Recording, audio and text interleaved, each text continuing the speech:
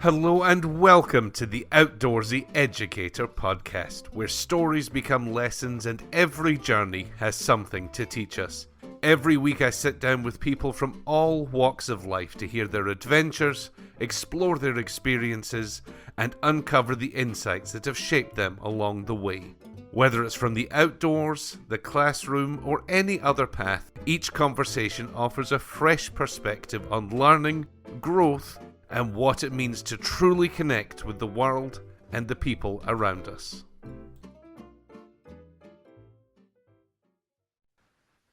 And today on the Outdoorsy Educator podcast, I'm joined by someone who has found a unique way to bring laughter, honesty, and heart to education. Andrea is an educator, comedian, and author who reminds us that some of the most meaningful lessons happen when we're willing to laugh, connect, and most importantly, be authentic. Through her work, she's encouraging educators to embrace both the challenges and the joy of teaching. And I can't wait to hear more about this journey. Educator Andrea, welcome. It's wonderful to have you here. Hi, thank you. I'm so excited to be here. Well, why don't you tell our audience a little bit about who you are? Yeah, so I was a high school English teacher for 9 years and I absolutely loved it. I taught before, throughout the pandemic, and after the pandemic. And throughout the pandemic, I was also getting my PhD in curriculum and instruction. And so, as I was working my way through that, I was mentoring all of these first year teachers and teachers that were going to be in the classroom. So I had some student teachers. And I felt like there was a massive disconnect between the reality of what it's like being a classroom teacher and what they were being taught and told by teachers who, a lot of the professors had not been in a real classroom since before cell phones were in classrooms. Right. And so, as I got my PhD, I decided I wanted to change how teachers are trained. And so I got a job at Indiana State University, where I work now as a professor of teaching and learning, working with secondary educators, or future secondary educators. And throughout all that time, I started posting videos online under the name Educator Andrea, which is how most people find me. And I kind of just combined the jokes and the reality of what I was seeing and tried to add a little levity and a little gallows humor to what my everyday was. Right. And yeah, it's been a crazy journey. I love it. You and I, the comedy aside, because that is not my skill set, we're on similar paths. I'm a few years behind. I just completed my PhD in the spring and now a professor at a local university working with future educators. And like you, I don't certainly don't put words in your mouth. A lot of these students know the theory of teaching, but the art of teaching, I think, is a gap that I'm trying to bridge Mm. because I've discovered that when you can fulfill yourself as an educator, yes, we need to know the core subjects, we need to know what you're teaching, but the engaging of the students and presenting it in a meaningful way is something that's not always taught. Yeah. And that's one of the reasons I feel like I connect with your work is because that's a shared passion. Thank you. Yeah, it's so funny. I had this one student a couple of years ago now, and he loved math. He loved it so much. And then I saw, and he had his field experience, and he was he was trying to teach math to middle schoolers. And at one point, he's writing this equation on the board, and he's like, and then you do the math, and then he just like skipped to the end. And I was like, oh, that's not. So I talked to him. I was like, hey, bud, like, what are we doing here? Like, do you love teaching? And he's like, well, I love math. And I was like, no, no, Different no, no, question. no. That is a completely different thing because here's the thing. You should love your subject, right?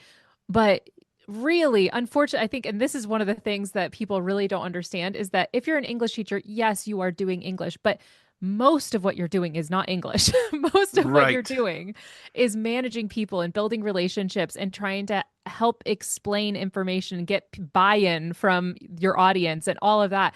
And so it's been really fun to kind of talk to these budding educators and try and make that connect of like, here's the theory, and that's great. But some of those theories are written by people who have never actually had to stand in front of a group of 40 freshmen, seventh period, after everyone's meds have worn off and the AC stopped working. Like the theory is not going to take you through that class. Absolutely. Like I said, you and I share a common passion, but my background is all elementary school. And what you're saying just reminds me of when I've taught math for several years on and off when the need was there. And I had to fight the urge of not just saying, well, because it is, when a student Hmm. would ask me, why is 3 + 3 6? Yeah. And my brain would almost short circuit, and because it is. But when I Because it teach, is. like, yeah, because it is, and that Yeah. really isn't good best practices. Yeah. But like you, when I taught English language arts, reading and writing, that's I embrace it. I love it. I had zero issue flipping a whole lesson on its head because that was my comfort zone. Yeah. But yeah, teaching math, I'm very aware that's an area of growth for me. Fair enough.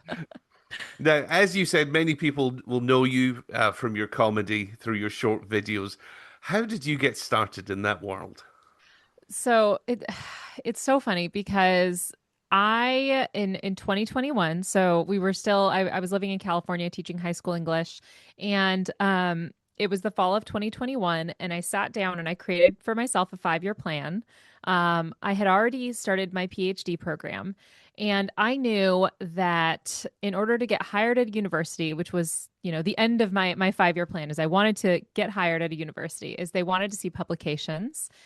And so I was like, okay, backwards planning that. Like, okay, how do I get published? Well, in order to get published, the publisher has to kind of think, okay, you've got some social capital here of why anyone would want to read a book that you've said, like written. Right. And so I was like, well, maybe I'll just start posting videos. At least then, if they Google my name, something will come up. At least there'll be like a trail of, oh, she's been in this space, she's doing stuff. And the first few videos are some of the worst created pieces of content out there. I mean, they're so uncomfortable because I was uncomfortable, and they were very much just repeating what I'd seen done, where I was like, and this was 2021, so people were doing a lot of like you'd have like a musical thing, and then you'd point, and then you'd have little word bubbles pop up, and so it was like 5 tips for prepping for the new school years, and it was like ding ding ding. Yes. And it's so not my vibe at all. And I did that for about, I don't know, a couple weeks, and I just remember being so angry, like setting up my little tripod in the house and be like, this is dumb. I feel dumb. I hate this. I don't want to be a stupid influencer. This is stupid. And so in my frustration one time, I just did like a quick 15-second story about how I had a student who showed up to class one day with a blanket, and they shared it with a friend, and that's why I don't allow blankets in my class anymore. And it was like a 15-second thing because of what had happened under the blanket. And I kind of insinuated but didn't say what had happened under the blanket. And that video within 24 hours had like over 1 million views. And I went from having 140 followers to then a few thousand. I think that fall I had like 3,000 followers, and I was like, am I famous right now? Right. Like I remember going to church that Sunday and waiting to be recognized because 1 million people had seen my video, and I'm like, I'm actually a movie star. Did you Like I start don't. referring to yourself in the third person? Yes, and be like, Yes. me, Educator Andrea, That's yes. right. And like, of course, no one knew who I was. No one cared, except for my students in the fall when they found me on TikTok and were like, "Oh my gosh, you have a few thousand." And then, of course, they started roasting me. Were like, "You fell off. You haven't done anything else since then." I was like, "All right." And so then I really kind of had to find my bearings. Like a lot of content creators, it happened intentionally but accidentally, where you kind of accidentally stumble into whatever your secret sauce is, Hmm. and then you try and do that thing and you try and recreate that magic as much as you can. And so I've, now it's been, in a month, it will be 5 years since I started that. And I've gotten a lot of different series that I've done, some more successful than others, some less successful on views, but made me really happy, which is, I think, really important when you're creating That's what content matters. online. Yeah, it's Yeah. like you should be doing like you do because it's a business, you do have to listen to what people like, but sometimes you just got to do what you like and hope that your people find you, which is how my initial videos a lot of times were me talking, like with air quotes, talking to students. I never recorded my students, but I would like have interactions as if I was talking to my students and repeating some of the things I literally had to say that day. Hmm. like, please put the tahine packets away. Like you can't keep hiding them in my walls because one of my, do you know what tahine is? I know that's like I a do regional. indeed. Okay. Yes. There's areas of the country that have never had tahine. But in California, they even have like little packets that you can get with lunch. And so my students would hide them like in my ceiling tiles and underneath my bulletin board paper. And so I'd be cleaning stuff and there'd just be tahine packets falling everywhere.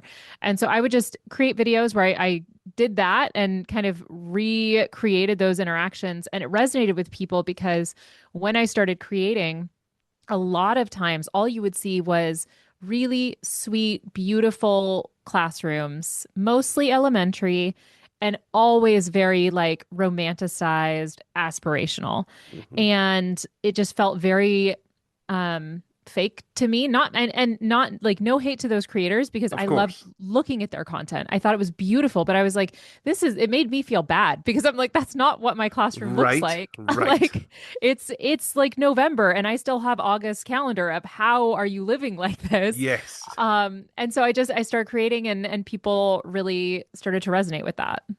I love it. Yeah, there's, as you said, sometimes I'll watch videos and it's this perfect classroom, and I'm like, how did you Mhm. have the budget to do that your first year Yeah. teaching? Mine was a little sparse. I was taking things I Yes. didn't use in my house anymore and Uh-huh. thinking, how can I use that in the classroom? Yeah. You've kind of touched on this a little bit, but I was really curious if you've ever failed publicly Oh and the gosh. lessons you might have learned from that, your greatest lessons perhaps, and that could be on the classroom, on stage, through a video, because I think that's people's biggest fear. It's certainly one of mine about getting online and making videos is looking ridiculous or perceiving that you look ridiculous when you Yeah. probably don't. Yeah. I mean, I failed on all of those places that you just mentioned. I mean, some to more resounding silence than others. I guess the fear about posting stuff online and looking ridiculous or having the video not go. Here's the good news. If it's not a good video, literally no one's going to see it probably. This is true. I Yes. like that was always the thing that I found was like, oh man, like that video is so embarrassing. Well, those original videos that I'm mortified by, number one, I leave them up. I've never taken them down because I think it's helpful for other creators if they wanted to go back and see where I started. It's helpful to know like we all had really embarrassing content sometimes. Um, but then the algorithm kind of like figures it out. And so unless you are one of the unfortunate ones that it's so cringy that people then are trolling you, which is like the worst that can happen. But I think it's one of those things that if you've been a teacher, you don't take yourself seriously enough to really be bothered by what people online are saying. Right. Um, I because I've gotten some hateful comments before. I don't get many. I know some people who get a lot of really horrible things. But even when I do get them, I usually think it's funny and usually say something snotty back to them. Um, but I'm not usually bothered because if somebody is that upset or that, worked up, that's more about what they have going on. It's that what about Absolutely. meism kind of a thing where they're like, well, there's one I got a lot of hate for, which was just a quick little video that basically said, like, oh, I'm going to call your coach essentially for your bad grade. And the amount of like guys that had apparently gotten kicked off their high school football team that were still Hmm. upset about this just the worst things anyone could possibly say about me in the comments. And I thought it was so funny because it had nothing to do with me. Like I wasn't the person like at all. So I wouldn't even say having a video go poorly is a failure. I would say that it's data, it's information of Right. like, okay, that didn't go great. And I know some creators, they'll delete a video that doesn't get good movement. I don't. Just as long as I didn't say anything in it that I disagree with. Like I've had videos where I've said something where I'm like, somebody was like, hey, so actually maybe consider this piece, and then I'll take something down. Um, but the most painful failure has been on the stand-up stage. Those are ones I really have lost sleep over because it's one thing if your students didn't like your lesson. It's like, okay, well, suck it up, buttercup. Life is full of things we don't want to Right. do, right? Hmm. I, as a teacher, you're doing your best to make stuff engaging, but there's going to be days that are not going to be as fun, and it is what it is. You're not beholden to them for entertaining them. Um, but I have had shows where, I take it very seriously that people get babysitters, drive out, spend the 20, $30 to come to the show, are there to meet me, to support me. I know how much it would take for me to attend a Hmm. show. Especially on someone who is relatively new in the comedy game, came from social media, all of that.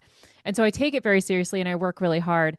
And so when I know that I didn't do my best show and it's evident that it was not as fun as it should have been, I lose a lot of sleep because you make a joke and then you just hear crickets and you're like, oh no. And I've gotten better at bouncing back and being able to like play off of that a little bit. But those are some of the most painful lessons to learn because the silence is resounding. And I just never want anyone to, it's one thing to disappoint your students who have to be there. It's another for somebody to pay for the privilege to be disappointed by you. Oh, Like I that's would want the stage to swallow me up, I yeah. There have think. been several times where it was just some like I afterwards was like, I'm never doing this again. This was a nightmare. But comedy is one of those weird things where it is some of the most fun and some of the most painful, and you just never really know. You can do everything right, and then you step in the room, and it's a dance with the audience, and so sometimes it's just not working. Even the best comedians sometimes will go, and the audience is like, nah. And you're like, oh, okay, great, got it. Never mind Got then. it. Yep, I'll go hide. Right. I do want to. I've got one more question about being on stage, but if I don't mention this now, I will forget. Yeah. For those out there who are not following you on social media, if for nothing else, there's two things that you post that bring me a lot of joy. One is when you address somebody by "my brother in Christ," because I can feel the steam coming out your ears and the exasperation. I don't know why, but that Yeah, brings me a lot of joy when you good. deal with somebody with starting out with those four words. I Which find it it usually is like the most in someone has said something so stupid right. and I'm doing everything in my power to be like, you're okay, my brother in Christ. Yeah. Let's let's discuss what you Yeah. just said. I could just, we've all, I think, had that feeling of not quite believing something we've seen or heard. And I can Uh-huh. just, it makes me smile because I know it's going to be good when I see those four words. And the other thing, again, if you don't follow Educator Andrea, which you should, if for no other reason, what are those kids doing when you post that on a Friday? Again, Yep. just that I find myself sitting looking at my screen, grinning from ear to ear because it's all so relatable. Yeah. Yeah. And it's so funny because people a lot of times will accuse me or other creators of being like, you made this up. And I'm like, I don't have to make any of it up, guys. Like Yeah. I assure you, if you've been in a classroom, you know, Yes. these are like the ones that people felt comfortable sharing. Like Right. This is not the worst of the worst. right, Yeah. exactly. So yeah, that is one of my favorite things. I always take a break in summer, just to give a little bit of a break, which my Australian friends don't love because they're obviously in school still, and they're like, Yes. "Wait, I have things." I'm like, "Save them, save them." It's August is coming. Yeah, your time is coming in August. That's Absolutely. right. Well, one more thing about being on stage. I've got a very good friend who is an actress and comedian. Little shout out to Mary Gallagher. And we've had a lot of conversations over the last year about life lessons learned on stage. And not just if and when you bomb and the bad times, but also the good times. And I was curious as to what life lessons being on stage might have taught you. Yeah, so I mean, it's interesting because it is part of the stage process, but it's the environment around being on stage that I think has taught me the most lessons because I when I tour with the guys, we a lot of times will sell out.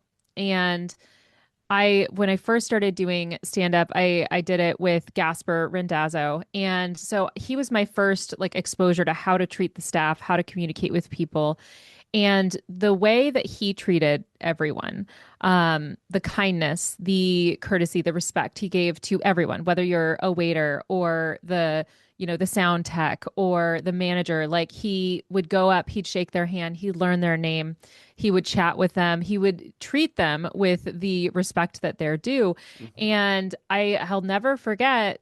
I can't remember who it was that said they're like, listen, the way you treat people on your way up is the way they're going to treat you on your way back down because none of this lasts forever. I love that. And I was like, that's such a good point. That like, and it's free to be nice. It's free to be kind to others and treat people with dignity and respect. And the staff remembers it. They remember Gasper when he comes back a year or two later because he's the really nice guy who, tipped everybody well and was really kind and really fun to be around. Because that is not the case for all comics. Right. And that's probably the other piece of being in the comedy world and doing stand up is dealing with other comedians has been more challenging than I thought it would be. Especially if they find out how I got into comedy. Comedians do not like when they find Right. out that you came from content creation. And I think there's a lot of reasons for that. They are very hesitant because they grind, right? Like they are at open Hmm. mics every night and all of that. And so they don't see that my grind was creating a million videos. And of those videos, that's me checking and testing the temperature of the room and all of that. And it's not the same, but it is a type of joke writing that I've been doing for 5 years now.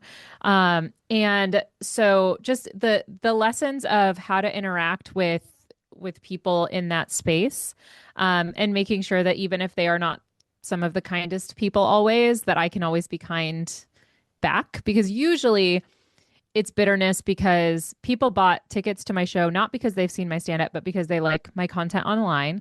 And so I'm headlining and it's almost always openers that are a little bit snotty.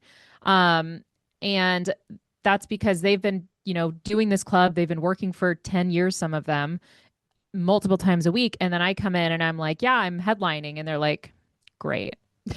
Right. And maybe they're funnier than me, probably if they've been doing it for 10 years. And so they're like, well, why does she, get to do this and I don't? And it's one of those things that I am very teachable and I always appreciate like the advice and guidance of people who have been doing it longer. And some people are really sweet and kind and supportive and others aren't. And so one of the lessons I've had to learn is to not let it get to me when people are not as warm as they could be because again, kind of like the people who comment stuff online, like that's more about them and their journey than it is about me and what I've got going on. Absolutely. It's very difficult not to internalize that kind of negative feedback, Yeah. but Yeah. you're absolutely right. It says more about them than you. I'm really glad you brought Gasper up because I should say 2 years ago, I hadn't heard of the Teachers Lounge, and my wife said, I've bought tickets. We're going. If you've got anything on that day, it's time to cancel because we're Yeah. going. So I went not having really heard of any of you, Gasper, or Phil. Man alive, it was here in Dallas. We met you after the show. Yeah. Man alive, it was A, hilarious, and B, one of the things that stuck with me was Gasper's interaction with the interpreter. I, That was right, one of my favorite shows. I Yes. don't know how often he's done that. I don't care. I don't care if that was if he's done it 100 times. That genuinely I had tears coming down my face Oh from my that. gosh. It I was just, I think of that moment and it comes across my reels or my feed once in a while, and it still gives me that same level of joy. And I wish I knew her name. Credit to her for the way man alive, does she just roll with it? And it was she amazing. she was great. And so I do want to give context because when he shared that, some people got very upset and were Right? like, you shouldn't be interacting with her. Did you get her consent? Blah, blah, blah. He did actually. So before the show, he went and we didn't know we were having an interpreter there until like right before. And he ran into the green room. He's like, oh my gosh, you guys, there's an interpreter. Right. I'm so excited because he speaks ASL. For anyone who doesn't know, he's fluent in ASL. And so him being able to interact with an interpreter, he gets really excited every single time. And there's been maybe, I think, 3 or 4 shows we've had an interpreter. And he immediately went up and said, like, hey, like, are you comfortable with me, like, involving you and being a part of the bit and all of that? And she's like, oh, absolutely. Like, I'd love that. And so she was totally down and very game for, like, being a part of the show. Um, And the woman who was being who was there that she was translating for was also delighted by the fact that it was kind of brought into the show as well, because that was the other concern a lot of people had, was like, well, they just want to go and watch the show, they don't want to necessarily be. Well, she came over and thanked Gasper and was like, this was so I fun, I love loved that. it. Yeah, that was, I think, one of my favorite. We had such a good time in Dallas. It was such a fun club, really, like a that club is really interesting too, because the ceilings are really low and it's a weird Yes, shape. It's like it an is. L shape kind of club. It feels like there's just this small area at the front, and you're right. Then there's this long bit that stretch. I've seen a couple of different comics there over the years, and it's a very you've got to be very careful where you sit. Yes, exactly. Exactly. So yeah, that was a really fun show. Yeah, and Gasper is by far the, like, of the three of us, he's been doing comedy forever. Like, he's been doing it for years now. And it's been so fun for the three of us to start Teachers Lounge and start doing the tour together, because we're all very supportive. And all the negativity and nastiness I mentioned that I've experienced, it has never been with either of them. We're all Of course. very excited about seeing each other's success. I bully Phil. Those of you guys who don't know, Phil is Mr. Lindsay Sped on TikTok and Instagram. He does the Gen Z slang definitions. And when we started out, I had the largest platform out of all three. And then Phil had to be a show off and now is like twice as big as me, Yes. bigger than Gasper and my following combined, and is like on the Today Show and doing all this crazy stuff. And it's so fun getting to spend time and go on this journey with two humans that are just like really good, fun humans who are all also still teaching. So it's been really cool. Yeah, the fact that they are still teaching, I'm sure, just feeds their comedy. A hundred Um, percent. you kind of touch on this in your book, which we're about to get into, but if you left teaching, I don't want to put words in your mouth, but I feel that would impact what you do in other areas of life, which is why you have no desire to remove yourself from the world of education. Exactly. And it is really hard because teaching college, as it is a form of teaching, but it is not the same as Hmm. teaching K-12. And I've really struggled with that because I do miss teaching high school. I miss the relationships you build with kids when you see them every single day, all Hmm. year long, because in college you see them twice a week and they're adults. They don't need you in the same kind of way. You don't have the same kind of rapport with them. And so there are definitely days where I'm like, maybe I'll just go back, but I don't think, I got to pay off my student loans first. But um, Yep, in the same boat. yep. And Yes. it is really cool that I still do get the opportunity to go into middle schools and high school and observe and be in that space, because it is amazing how every time I go back into a high school, I'm just like, oh yeah, like this is like the most comfortable role for me to play, is to be in a teaching role in a high school working with high schoolers. It's the sweet spot. But working with future teachers is incredibly rewarding because you get to kind of push them across the finish line, give them a little, like the last little things before they're shoved out of the nest so that they're a little bit more equipped. I love that. And I can relate completely. When I stepped into higher education, I did tell the hiring committee that my fear was teaching from theory and not from practice. If Yep. I lose that connection, and I told them, I said, I don't know what it's going to look like. I Hmm. just need to know there's going to be opportunities for me to step back into the classroom at times to make Yeah. sure I'm not one of those people coming in and trying to tell people how to teach when I've been out of the classroom for 2 years, 10 years. I Yeah. don't want to be Well, that guy. I kind of wonder, I keep on trying to figure out if there's a way I can make whatever my sabbatical year is into a Hmm. classroom year where I'm back teaching high school for a year.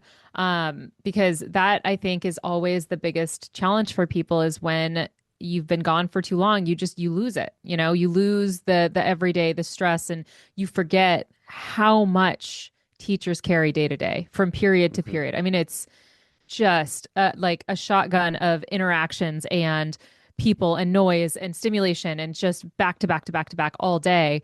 And it's so easy to be like, well, I still teach, but I'm like, okay, but I teach 90 minutes Hmm.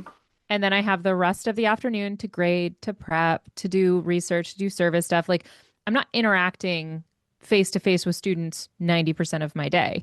It's just so different. So yeah, my hope is that eventually there can be something where I can just do a year or two like back in the classroom and then go back to teaching college again, just to like get back into it, you know?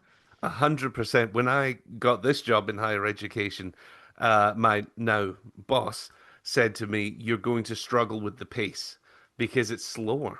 And you're going to Much. want things, yes, it's like you're going to want to do things now, now, now, because that's how you're programmed as an educator." And she Yeah. forewarned me that's going to be your biggest struggle. Yeah. It's just the pacing is completely different. Yeah, Um, committees and all of that too. yes, That's I think the most yes. like so for those who don't know like what shared governance is, it essentially means like everybody gets to have a say in like most of the decisions at the school, which means that there's a million committees and college professors love to hear themselves talk. Even if they just agree with the next person, they Hmm. need to hear it in their mouth as well. Hmm. And so the committees take forever. Everything moves at a glacial speed. And I'm like, there's been several times where I'm like, hey, can we just vote on this? Because we all agree. And because they were going to push it off again till the next month. And I was like, let's just vote. What are we Right, doing? right. Like what for what? Why are we kicking this can down the road? We all have stuff to do. Come on, just let's vote. Right. So Let's move on to there's the next thing. it's the most annoying thing with working in higher ed is the committees and the bureaucracy of, well, maybe let's talk about this and we'll have a working group. And I'm like, this is unnecessary. Let's just vote. Right. I've seen a distinct difference in the personalities and the attitude of those in higher education, those who have a K-12 background and those Yep. who do not.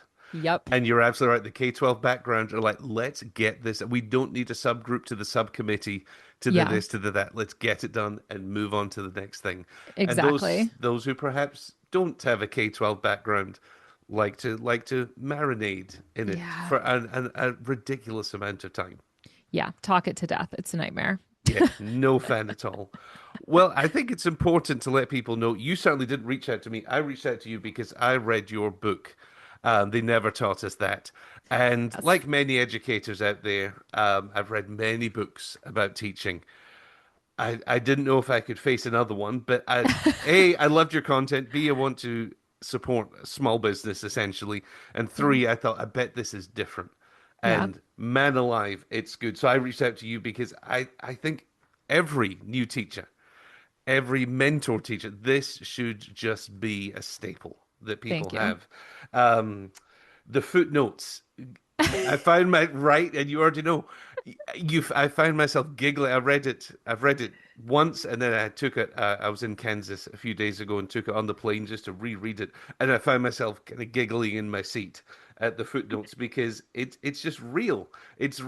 real and it's relatable, and I love the way that you blend the super serious points that you talk about IEPs, burnout, and other things Mhm. with the hilarious real stories.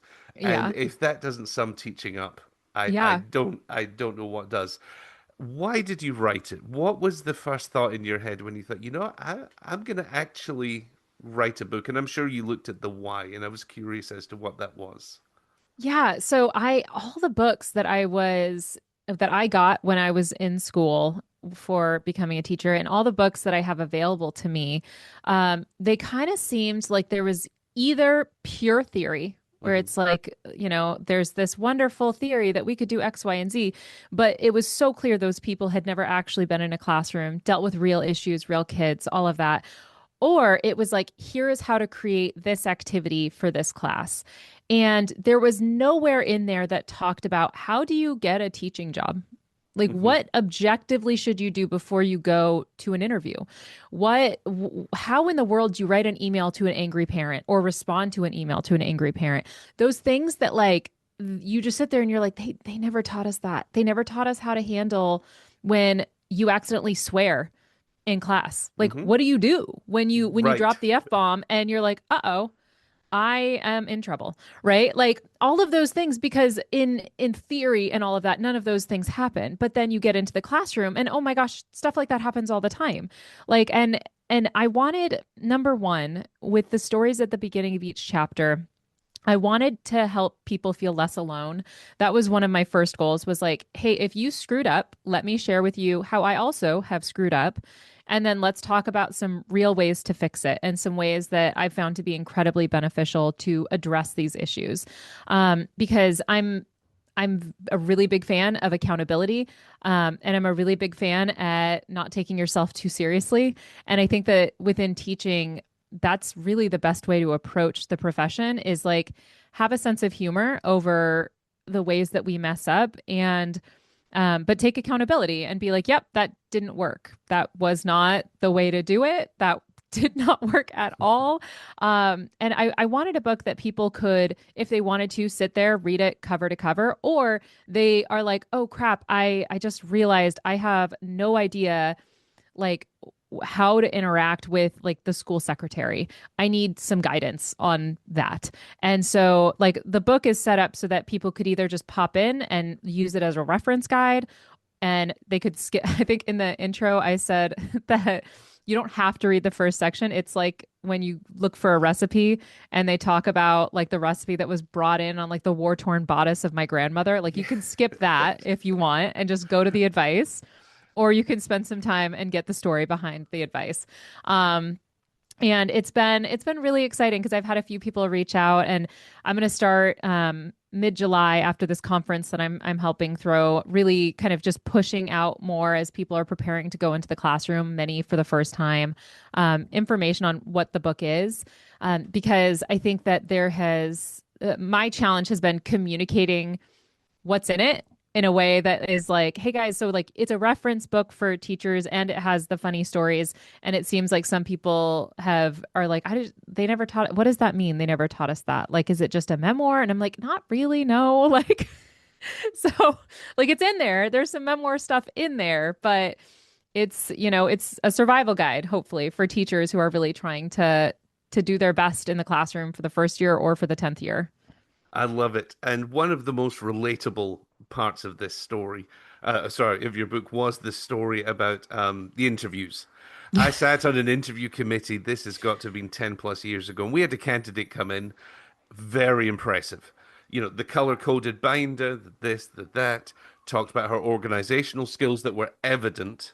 Yeah. Unfortunately for her, we interviewed in the library, which is a floor to ceiling glass wall out to the parking lot. She went out to her car, opened the car door, and garbage poured out the car. Oh, Yeah, no. having come in and just been incredible. She picked some of it up, and this was at the driver's door. I mean, this wasn't out the back. Left some and drove off. And Oh, I will never forget the look on the oh principal's face, the rest of the committee's face, going, man, she was this close. so She was close. so close. She So almost close. had Because it. her classroom's gonna look like that car in about a week. Exactly. And I was like, credit to her. She pulled it off all the way until that last Wow. moment. And literally, we were just kind of watching her going, yeah, that was really impressive. She was really good. And the door opened, and man, I will never forget. And so when I read about your advice about, first time interviews, it just took me Mm-hmm. back to that moment. I certainly Oh, don't want to talk our way through your book, but if you had to give one piece of advice to somebody going for their first interview this summer, what would it be? yeah. So it's interesting because it's partially stuff that I put in my book, but partially something I gleaned from speaking with a lot of administrators. And the thing I keep hearing is that they, it's great if you know your subject matter. You should know your subject matter, but that's not the most important thing to them. Mhm. What they want to see is that you are enthusiastic and that you are teachable. That honestly covers a multitude of other sins of like, Yeah. are you going to be somebody who when they say, "Hey guys, we've got to go to professional development," you are going to have a huge tantrum about it and going to have a fit and not want to learn and fight everything and make it difficult? Or are you just going to be like, "Okay, great. Like let's learn." Because that matters so much. Are you going to be somebody who's going to be a team player and not in a way that can, because that phrase a lot of times has been misused to mean, can we take advantage of you? But are you somebody who actually wants to contribute to the school community? Are you going to be teachable? Are you enthusiastic? Do you love, like, are you excited? Because that's why all of us got into it was because of that excitement.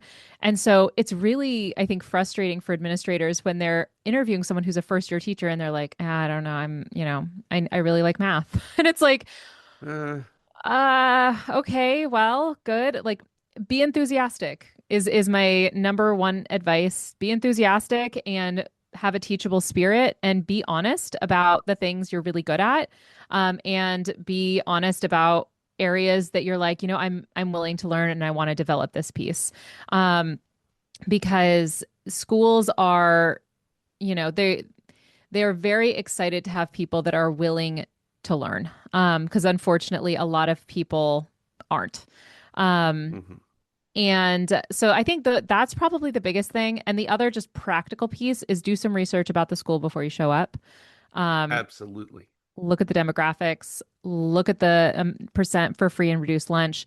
Do a little research about the principal if you can. Find out like if they have their PhD, what's their dissertation on. Looking at all of those pieces, know what their mission statement is as a school if they have one. All of those things show that you're not just looking for a job, you're looking for that job.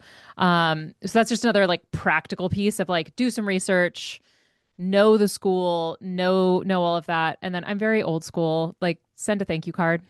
Yeah, it makes a huge difference. It makes a huge difference. I sent thank you cards for when I was trying to get the job at the university, when I went everywhere else. Like I would write down the names of everyone who interviewed with me, and I sent a thank you card and to the secretary, whoever the secretary was at the front office, because oftentimes the secretary is the unofficial first person that you're going to have to impress. And like the secretary is the person who also, by the way, makes the principal's life easy or hard. And so if the secretary doesn't like you, Yeah, it's unlikely you're going to get hired.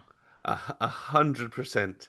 I love that you brought up being enthusiastic and teachable. It Yeah. reminds me at this page 38 in your book, you talk about a student who was asleep. And one of the defining moments of my career, I was 4 or 5 years in, and I had a student that slept every morning. And I had my suspicions as to why, but I was like, I need to walk and not run, build the trust with this student. He had a reputation. Mm. He's actually the subject of, I did a TEDx talk earlier this year and spoke about this. And he would sleep every day for a couple of hours. And an old administrator of mine came in, she old school, and Mm. basically slammed the desk. You are here to learn. You are not here to sleep. Yeah, yeah, exactly. And I, at that point, was taking my career into my own hands, and I thought this might go downhill quickly. And I Yeah. went and spoke to the other administrator and said that simply will never happen in my classroom again. Yeah. That that can't happen. And it was an enthusiasm for teaching correctly. Yeah. That was not best practices on the first administrator's part. But Yeah. again, I said I'm willing to learn. Yeah. Teach me a better way of handling this because that's not something I'm going to emulate because Yeah. that's not best practices for this child. Right. And this podcast is not about that story just now, but it ended up okay. But I Yeah. remember walking to the principal's office thinking, I might get fired here. And it's going to be my own doing because I'm the Right. one marching in there, guns a blazing. But I Yeah. thought, yeah, I need to maintain my enthusiasm for what's right and advocate for Yeah. this child, but also be Yeah. teachable Mm-hmm. and just say, that's not correct. I'm not saying that I'm correct, but how should we handle this Yeah. in the future? Yeah. Um, Something else you talk about a little bit is imposter syndrome. But again, something I find very relatable is I feel 100% comfortable in the classroom. Took a Yep. couple of years, but I now know if I had to suddenly go and teach a fourth grade English lesson this afternoon, not a problem. I know Yeah. that's where I belong. I'm comfortable in my skill set. I know I can connect with them. But I've transitioned now, as you did, into a slightly new career, and even on this podcast. And sometimes I have that existential crisis that I think many of us go through, but we don't Mhm. often talk about. How do you work through that?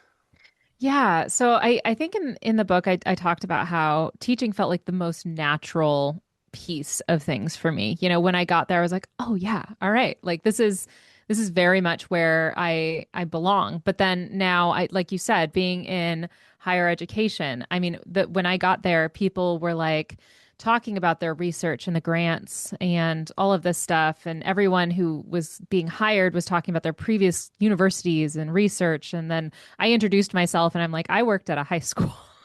Right.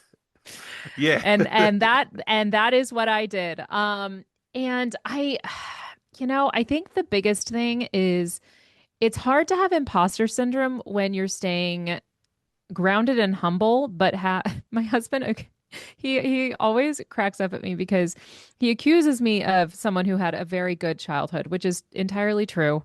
In that I grew up with parents that were like, if you work hard enough at whatever it is, you can do whatever it is that, you want to pursue within reason. Like work really hard, do Hmm. your best, and give it your all. And so anytime I don't feel like I am necessarily deserving of the role I'm in, I don't see it as a permanent status. I see it as marching orders of like, okay, all these people have publications, all of these people have important things. For people who are future educators, the teacher down the hall seems to know everything that that could possibly be known about teaching.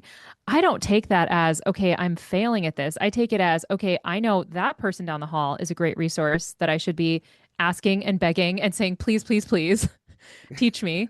And it means that I've got some work to do. And I'm a working dog. Like I need to have goals. The least happy I ever am is when I've accomplished a goal and 3 days later I get so sad. I turned this book in that I was so proud of and I loved, and they gave it to me, and my husband was like in tears, so proud of me, so excited. And he's like, "Here it is," and I was like, "Huh, it's it's done.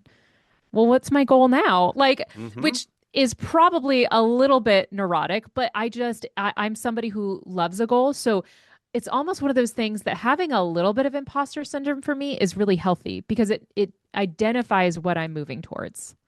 I think that's a really important way of looking at it. Yeah, it's not a bad thing in moderation. Yeah, Yeah, yeah, exactly. I'm gonna think about that. One last thing I want to touch on in your book is you wrote a section about messing up. And Mhm. immediately I thought about it was again my second or third year teaching. I had one of the biggest behaviors in the school, and he could do no wrong in his parents' eyes. His parents were very involved, almost to a fault.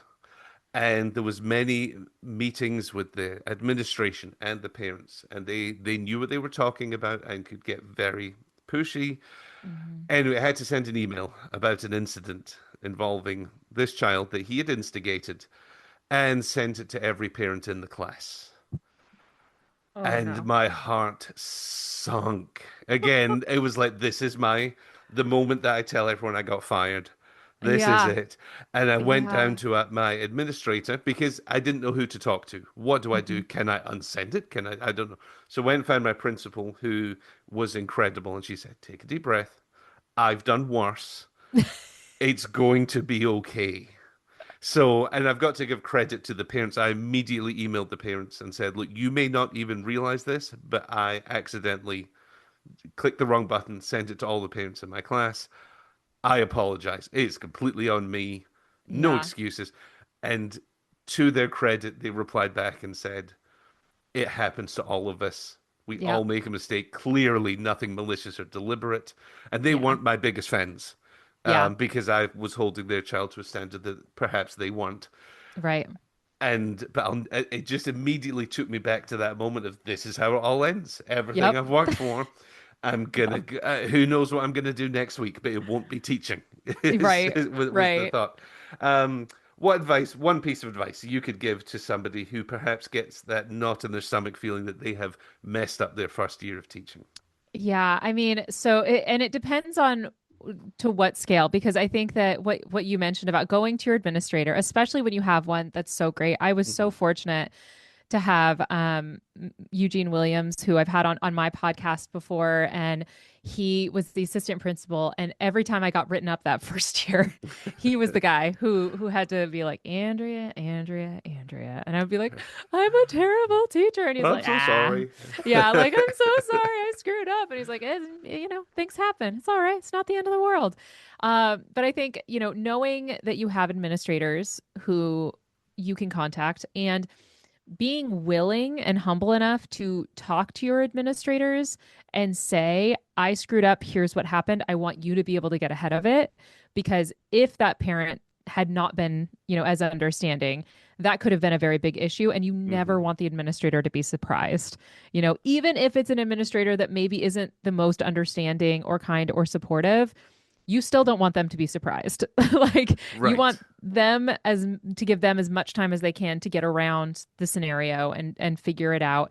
I think the other piece is taking accountability with the kid, with the parents, whoever it is, being very honest because in the times that I've really irritated parents or I've really irritated a student or damaged the relationship with my student in some way, what they want at the end of it is to feel heard that what I did wasn't okay and that it hurt them. The simple acknowledgement of like, I hurt you, what I did was wrong. I'm really sorry and I want to repair this relationship is it solves like a vast majority Hmm. of the problems. And guys, if you get the book, you'll know I managed some real screw ups throughout my years, but the reality is like the kids and the parents knew my heart. They knew that I loved them. My mouth still got ahead of me sometimes, and I said some stuff Right. that I shouldn't have. But the parents, because I also would manage a relationship with the parents, and I talk about that in the book, some different ways to do that. Because this was not the first time they'd heard from me, they had a little bit more context for who I was, what my heart was. Um, but I think that's the biggest thing is being humble enough to be like, I screwed up. I'm sorry. It's not going to happen again. You know, I'd really like to repair this. Which it sounds very simple, but also I know a lot of people that I don't think have done that with any relationship in their lives ever. And so Yes. that is something that, it's what I recommend. I know it's a bigger ask for some people than others because of the really good childhood that my husband accuses me of having. I saw that shown to me with my parents. They showed me how to apologize, to take accountability, and how to repair relationships when screw ups happen. So for me, it's never been, I'm always like, well, yeah, of course I would apologize. I screwed up. Like it's there in black and white. Right.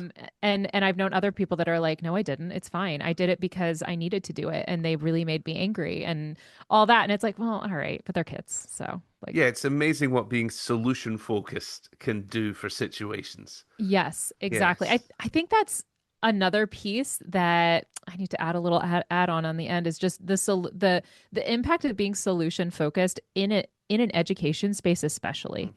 Mhm. Um, Yes. because I get I get invited now once a year to talk to a group of superintendents in the state of Indiana. There's like 25 of them, and it's my favorite thing because no one's ever mean to them, and I get to be a little mean because everyone's terrified of superintendents, and Right. I don't they can't do anything to me, and so I get to go and bully them a little bit, and they're great sports. But within talking to them, one of the issues they have is people will complain, but there's never solutions offered. And there's so many problems in any district in any given moment that it's so hard for them often to be able to come up with all the solutions themselves. And so if we can, as a community, group project whatever the problem is and come with solutions, it's so much more likely to be solved than if we're just like, hey, I don't like the textbooks that we have right now. Like they suck, or I don't like that kids have phones. Okay, well, no, none of us do. But what can we do about this? I think having that mindset of like, let's figure it out. Like, let's be a team. Like, it's not me against you; it's us against the problem. Let's be adults and let's figure out what we can do best for these kids. I think that's crucial. My dad was in education. He's retired now. His in various roles his entire career. And something that the most important lesson, or the one that stuck with me, that he's taught me the most, is he was on various district boards and committees and had to balance budgets and all of that. And over the decades, he was very proud of the fact they never had to close a school, they never had to lay a teacher off. The budget got balanced somehow every year. The Yeah. one thing that they could not achieve was stop educators moaning, Mm-hmm. which I found very interesting. He said that is something that is kind of cancerous in teaching, Yeah, it and it's is. just something that you're going to have to kind of get used to, but also make that perhaps a goal or Yeah. something to work through. And Um, it's I difficult. it's so hard too because it is this balance that this dance that we do where we don't want toxic positivity, which is something I saw a lot Right. online, right? Like Yes. this toxic positivity where everyone's like, the problems aren't bad. If you do some breathing exercises, it'll fix it all. And it's like, well, that's not solutions. That's like support and saying good job are not the same thing. Like Right. like manipulation and support, not the same thing. And so it's really hard when you're talking to somebody who's drowning and you're like, swim, swim, swim. Like that's Right. you're not actually helping. And so I think that that's one of the balances we're always trying to strike within the education space is like, okay, like, let's not ignore the thing that is difficult. Let's not do that. But let's also not just sit there and say, like, well, this is terrible and it can never be fixed. Let's look at solutions, how we can, at least in small ways, try and improve it. And I think that for the most part, when you have a leader or an administrator who is focused on supporting their teachers in that way, that impacts the school culture profoundly. Now, I am very convinced because I have never seen it. I have never worked in a school where there isn't at least a few teachers that cannot be pleased. Um, Right. Right. they should have retired. They should have stepped out. They should have gone and found a different job, but they're too deep in now. And they make sure that they want to take everyone down with them. But the goal is always that there's enough people that are turning the tide of supportive culture, problem solution focused type of people, that it's not the overwhelming majority of people. Because I've worked in schools where I had, like, there was a group, right, that was just kind of Hmm. always meh about everything. They'd been there too long, they'd had too much going on. But I've worked in more schools where people loved each other and supported each other, and you could vent without it turning into this toxic environment that's all we did. And that's because it was solution focused and support focused. And I think that's really the way that we move forward because, I often talk about education and teaching as being one of the most profoundly hopeful things we can do. Because if we just give up because there's so many bad things, that, like, we're just gonna quit. We're Right. just We're just gonna gonna we're just walk gonna say, out. like, oh, this sucks and it's hard being a teacher, so we're gonna quit. Like, that's dumb. No, we're not doing that. We're gonna be hopeful and we're gonna put in some work and we're gonna try and make it better for our kids and for their kids and for all of that. And I think that's one of those things that's just so important for teachers, both new and old, is just to fight the good fight and be profoundly hopeful. We're not ignoring the hard. We're trying to address the hard, but we're gonna stay hopeful and we're gonna put the work in. 100%. I couldn't agree more. The last thing I want to mention about your book is if somebody picks it up and just wants to flick through it, I Yeah. want to encourage everyone. Go to page 51. There's nothing more relatable in this book than your description of the magic school bus. And I just wanted to throw that out there. I Um, gotta look at it. I don't remember what I said. it's just fantastic. It's nothing made me feel more seen and heard than teaching, because that was a staple in my third grade classroom. Um, she let her wafting winds of the soul decide the lesson of the day and apparently did not need to be concerned about the superintendent appearing in her classroom to evaluate the adherence of curriculum the district spent money on. And you talk about Miss Fraz in the colon of one of the students. It's just superb. And I just Thank you. wanted to highlight that little section Thank because you. man, it took me back to recess being rained out and Yeah. stuck inside, and what magic school bus have we or have we not seen, and Right. all of that. So yeah, Great. that brought me a lot of joy. As we Thank kind you. of round the corner to the end of this podcast, I wanted to ask you about the word success. What Mhm. does that mean to you, and has that changed over the years? Oh, man. Yeah. I mean, it's interesting because when I sat down to do that 5-year plan, success was achieving all the things on that list. So getting a book published and getting a job at a university. And those were like my personal goals for success. And now that I have achieved those, um, like I said, I'm a working dog. So it wasn't like I achieved them and I was like, nailed it, crushed. I'm successful Done. and I don't need to do anything. No, I think success to me is about impact. And so it's about the way that I can influence and support future educators. And success to me means that there's a teacher who's having a really hard day and they can watch one of my videos or they can open my book and they can feel a little less alone and they can feel like, okay, I can come back tomorrow.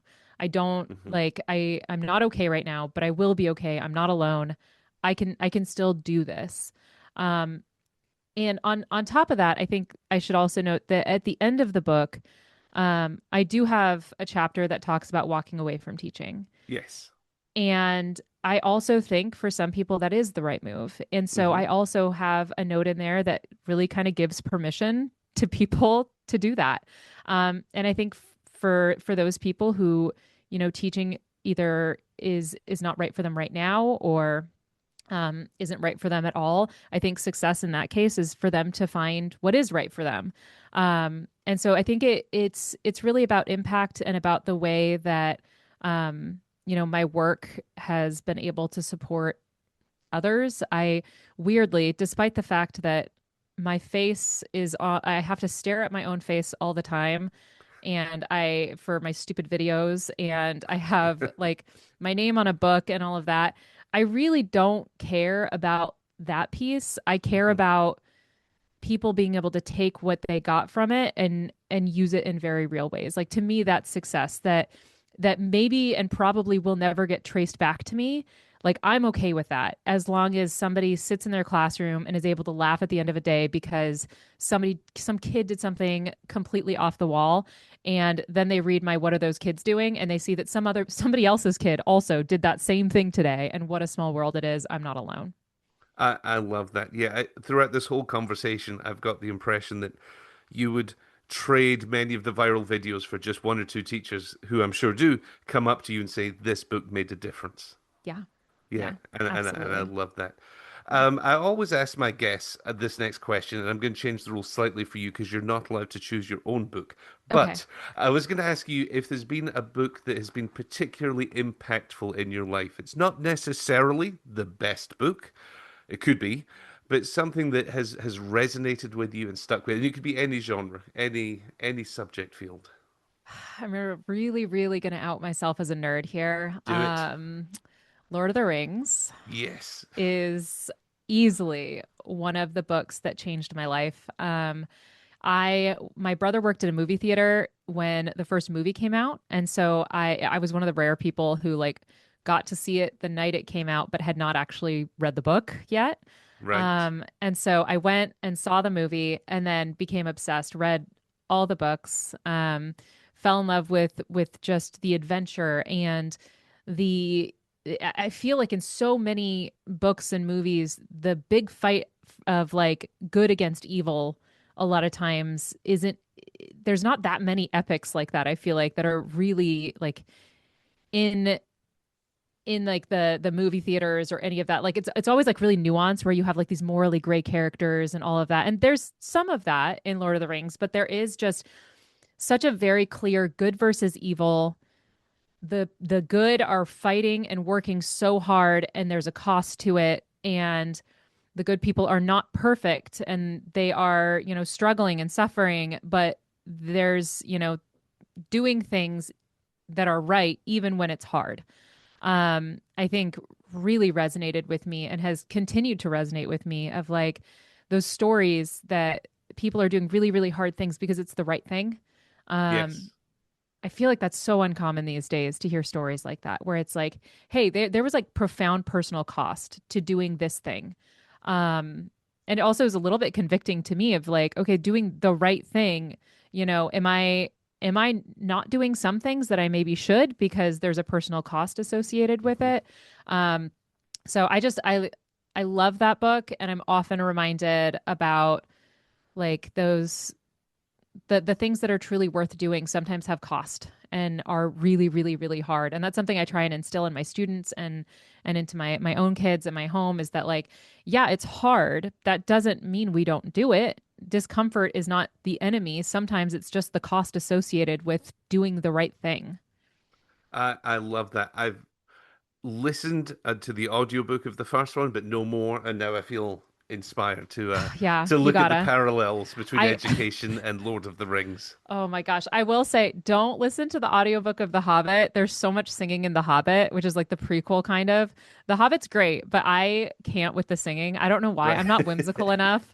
And I like being able to skip all the songs in The Hobbit. So Right. there's a little singing in the audiobook of Lord of the Rings because I've gone back and listened to the audiobook and it's lengthy, but yeah, highly recommend and the original movies are obviously very good as well. But yeah, highly recommend. Lord of the Rings. I love it. Well, my Yeah. final question for you is if anyone, well, all the people out there who are following your Instagram, they're going to know that you are physically and emotionally invested in your garden. And I was curious if you could spend one day with somebody playing in the weeds, planting seeds, and learning from them about life. Who would it be? And I will say this could be somebody you know, somebody you don't know, famous, not famous, dead, alive, anyone who's ever existed in history. Who would you choose to putter about in your garden with and just learn about life? Oh And I man. am putting you on the spot, and I'm not even going to apologize for it. Yeah, that's such a good question. So, this is kind of in the same vein as Lord of the Rings because he was best friends with Tolkien, but C.S. Lewis, I think, is one of the most profoundly interesting people. I've read a lot of his books, and he has a way of exploring the world and faith and all of that in a way that I think is just it's so clear while also dealing with a lot of questions that feel very unanswerable. So I would love that. Also, he worked at Oxford, so he was in the university system. I got to go to the pub that he and Tolkien used to drink at together. And so I also just want to talk about what it was like when they both were writing their respective novels. Can you Um, imagine sitting at oh, that table? Gosh, it would have been so fun. And then also he seems like he'd be into gardening. It just seems like he'd be there with like a little cup of tea and we'd be, working on the garden and all of that together. So, yeah, definitely C.S. Lewis. I love that. I mean, I watched The Lion, the Witch, and the Wardrobe as a child. Yeah. It was years before somebody said, that's basically the Bible. You, right. And It's I a was big like, allegory. yeah, I was like, no, it's Yeah. not. And then I got thinking about it and I thought, You're hold like, on a minute. oh yeah, Yeah. right. Yeah, and So it is. he's got a lot of other books too that are just so fascinating. One on grief after his wife passed, and he started out as like an atheist as well, and so he talks a lot about his Ah. atheism, and he's his work is just so fascinating to me as well. Like, and I've watched a couple of videos about his life and stuff. I just think it would be really fun, and then I want all the gossip about Tolkien too. So Yeah, there's that. absolutely. Absolutely. Well, if people want to follow you, they want to buy your book, they want to reach out to you, what's the best way people can do that? Yeah, so I'm Educator Andrea on TikTok and Instagram. If you just type in educator, it usually pops up as Educator Andrea. I do have a YouTube. Go follow me there because no one follows me there yet. So I don't know why. I have a sneaky suspicion that because most of my followers tend to be aged like 30 to 50 and they're not the YouTube generation as much. But if Mhm. you are a YouTube person, find me there. And then you can get my book. They have it online on Barnes& Noble and Amazon, Porchlight, which is like an indie bookstore thing. Mhm. Any of those places. You can find the links on educatorandrea.com, which is my website. And I also have like silly teacher merch shirts and stuff like that on my website that are like very niche teacher humor a lot of times. Like I have some that are like Lord of the Flies and Animal Farm and all of that. So all the places that you can find me. I'm easy to come across online. I love it. Well, Educator Andrea, wife, mother, educator, comedian, author, and recently outed super nerd. I cannot thank you enough. I mean, this I could talk to you for hours. This has been a tremendous conversation. Yeah, this was super fun. Thank you so much for having me on. Thank you. Yeah. Thank you again to this week's guest, and I hope today's episode was as enjoyable for you as it was for me, and perhaps even inspired your next adventure. If you did enjoy the show, please be sure to subscribe, leave a review, or follow us wherever you get your podcasts. You can find more information at theoutdoorseyeducator.com or follow us on Instagram, TikTok, or Facebook. Until next time, thank you so much for listening to the Outdoorsy Educator Podcast.